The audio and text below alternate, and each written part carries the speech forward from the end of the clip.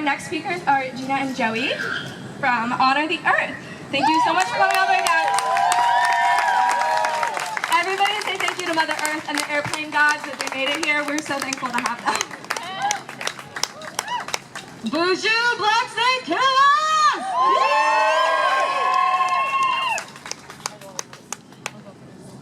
Hey, so my name is Gina Peltier. Bonjour, everyone. Indigenous cause Gina Peltier. I'm an Anishinaabe citizen of the Turtle Mountain Band. For the past, 9 months? Yeah. 9 months we have been boots on the ground in Minnesota, in northern Minnesota. And I'd like to ask here, who's comfortable that around the same time Governor Walz approved the permits for the pipeline, that water became a commodity on Wall Street. So, with Enbridge's Pipeline 3, it is going through more than nearly half of North America's freshwater. It has 22 river crossings, and it goes through more than 200 bodies of freshwater. Enbridge is already successfully poisoning our water. They already have successful leaks, and they've already fracked out multiple times, at least 5 times into the Mississippi River. You guys, this just does not affect indigenous land.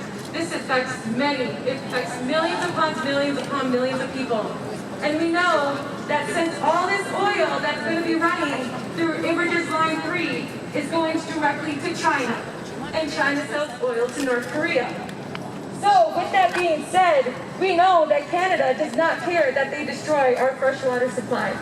We know that China does not care that they destroy our freshwater supply. So, with that being said, with water being a commodity on Wall Street now, we know that Canada and China don't care about the United States. So why not take down the country by taking down its freshwater supply? Water is a commodity on Wall Street now, guys. We have to be serious about this. Millions and millions of lives are at stake. Right now, this movement is being led by Indigenous women.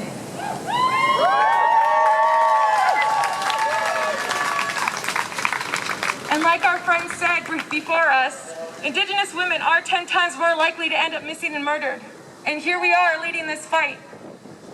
I have been in the middle of ceremony when police officers decided to rip us away while we are praying and arrest us. A few weeks ago, I was arrested for praying on a bridge over the Mississippi River. They called me a public nuisance for praying. And all I want to do is save millions of lives by saving our water.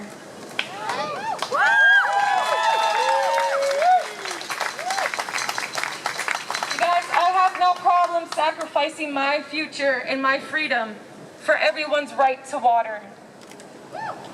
Enbridge is betting on the fact that their pipeline will go through, their pipeline will leak. And if they are successful, within less than 10 years, water could cost more than gold. No one can afford gold. Is this the future we want for our children? No! Does President Biden want to be known as the president who destroyed the United States? No! This is a serious question that he needs to ask himself. Right now, millions of lives are in danger because their water is being threatened. And President Biden is letting this happen. So today we come out here to speak to y'all and to speak to President Biden. Because we know what's happening. If we know what's happening, he should know what's happening. And if he's allowing this to happen, he will be known as the president who destroyed the United States of America.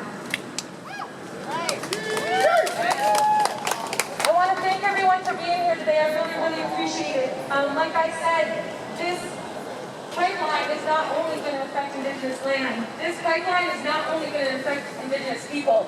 This pipeline will affect millions upon millions of people all the way down to all the way down to New Orleans. Right now we have so many climate refugees. How many more do we need? Where are we going to go if our water is destroyed? Because there's nowhere left for us to migrate to. So it's just a question that I need everyone to start asking everybody else. Where are we going to go when there's no more water? Are we going to start killing each other over a bottle of water, like some other countries in this world? Is that what President Biden wants? He wants us to start killing each other over water just so China and Canada can make a few bucks? It's disgusting. It's disgusting. So with that being said, I want to thank everyone here today, and I'm going to pass it over to my brother.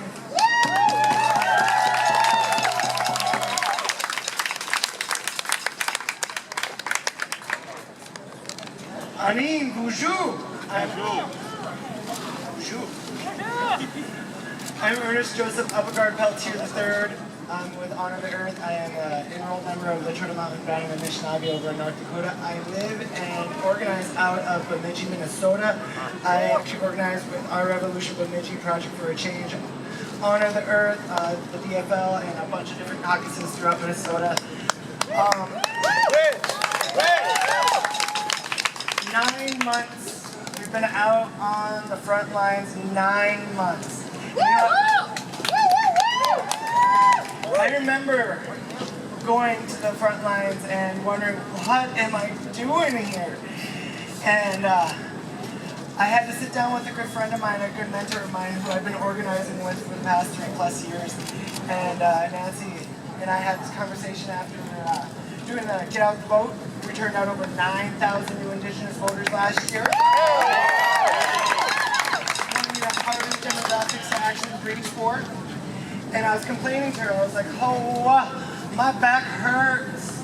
And she's like, Joe, you're too young to consider yourself an elder. Oh. Okay, I can accept that.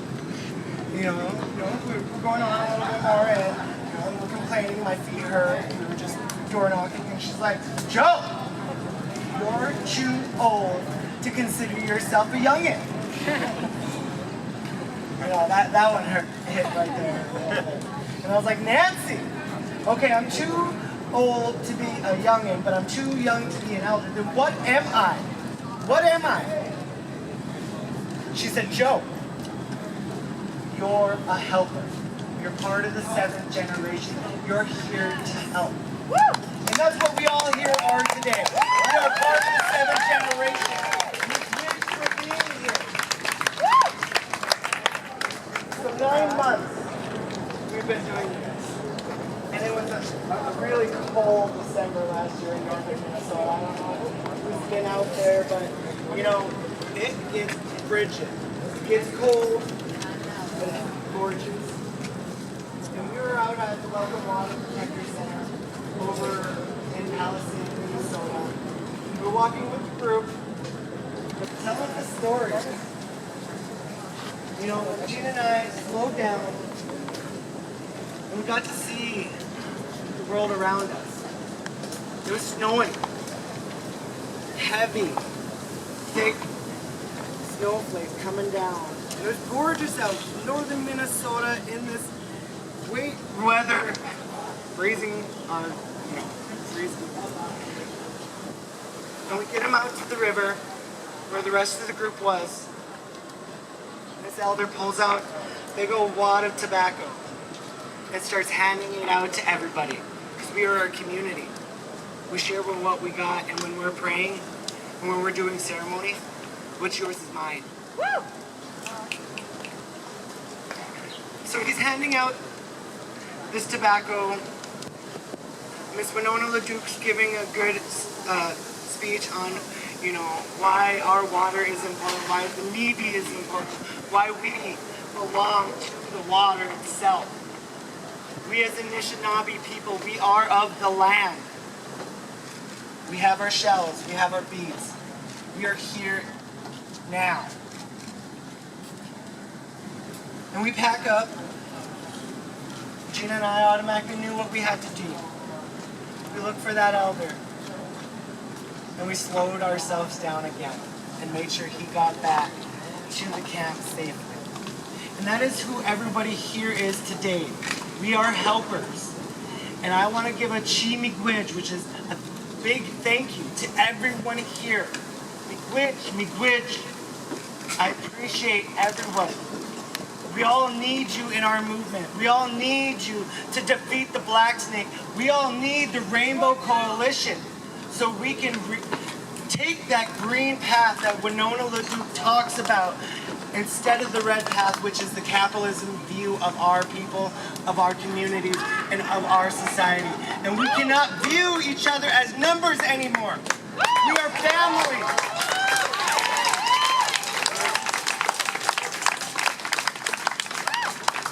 We are the 7th generation. Chi Miigwech for being here.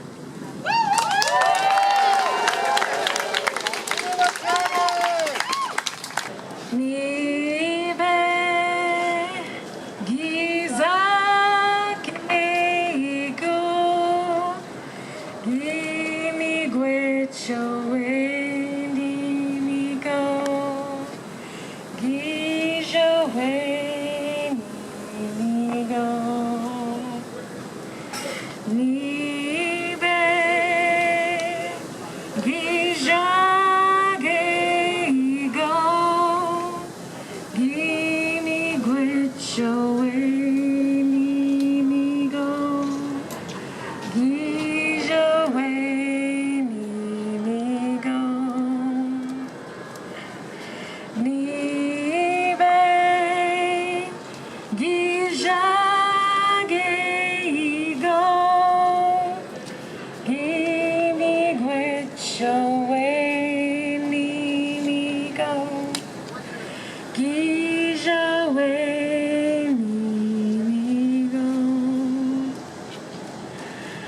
Nibe